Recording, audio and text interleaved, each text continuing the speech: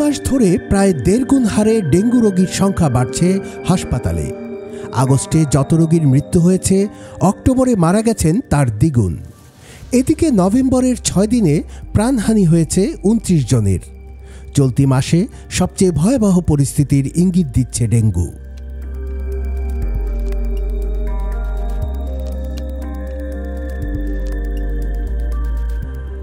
Dengue আক্রান্ত হয়ে গত আগস্টে সারা দেশের হাসপাতালে ভর্তি হন 10,496 জন। একই মাসে নানা জটিলতায় মৃত্যু হয় 39 জনের। সেপ্টেম্বরে ভর্তি ডেঙ্গু রোগীর সংখ্যা বেড়ে দাঁড়ায় 15,866 জনে। সে মাসে মারা যান 76 জন। পরের মাস অক্টোবরে হাসপাতালে ভর্তি হন 22,520 জন, মৃত্যু হয় 80 জনের। ডেঙ্গু রিপিটেডলি যত হবে, অর্থাৎ আরেকটা স্ট্রেন দ্বারা 4টা স্ট্রেন আছে, কাজে 4 বার হওয়ার সুযোগ আছে, তো তত তার জটিলতা বেশি হয় এবং এটা অনেক সময় বোঝা যাচ্ছে না। মানে পেশেন্ট ভাবছে জ্বর ছেড়ে গেছে, একটু দুর্বলতা লাগছে, জ্বর বলে দুর্বলতা, কিন্তু তার ভিতরে আসলে ইতিমধ্যেই অনেক বড় ঘটনা ঘটে গেছে, যেটা বুঝতে পারছেন না। চলতি মাসের 6 দিনেই মৃত্যু হয়েছে 29 জনের। রোগী ভর্তি 6,164 জন।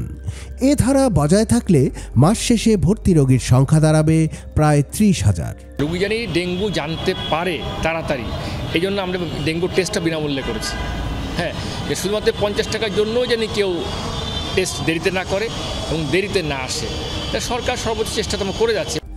মহাখালীর ডিএনসিসি হাসপাতালে সেপ্টেম্বর ও অক্টোবরে ডেঙ্গু আক্রান্ত রোগী ভর্তি হয় যথাক্রমে 1,046 জন এবং 2,096 জন।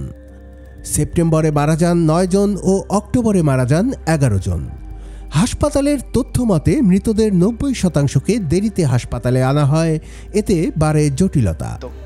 মাল্টি সিস্টেম ইনভলভমেন্ট হওয়া তথা ইন্টারক্রানিয়াল হ্যামোরেজ, কার্ডিয়াক ইনফ্রাকশন থেকে শুরু করে অন্যান্য কমপ্লিকেশন, যেমন প্লুরাল ইফিউশন হয়, পেরিটোনাল ইফিউশন হচ্ছে, এই কমপ্লিকেশনটা বাচ্চাদের খুব দ্রুত হয়। কারণ বড়রা সহনশীল থাকে, তাদের প্রোটেক্টিভ ক্যাপাসিটি বেশি থাকে, ইমিউনিটি ভালো থাকে। বাচ্চাদের প্রোটেকশন ক্যাপাসিটি কম হওয়ার জন্য খুব দ্রুত খারাপ হয়ে যাচ্ছে। আগে যেমন জ্বর 3 দিন থাকতো, তারপরে এফেব্রাইল পিরিয়ড ছিল, ক্রিটিক্যাল ফেজটা ছিল।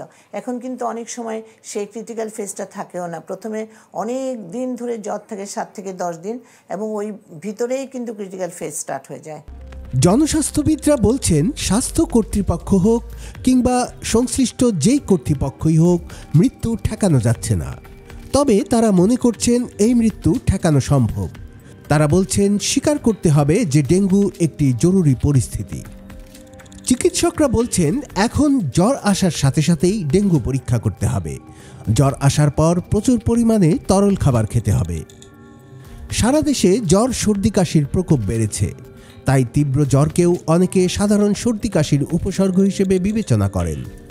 পাশাপাশি সরকারি পর্যায়ে সুযোগ কম থাকায় ডেঙ্গু পরীক্ষার প্রতি অনীহা আরও বাড়ছে। তাই এই মুহূর্তে সব জ্বরই ডেঙ্গু বিবেচনা করে পদক্ষেপ নেওয়ার তাগিদ দিচ্ছেন বিশেষজ্ঞরা।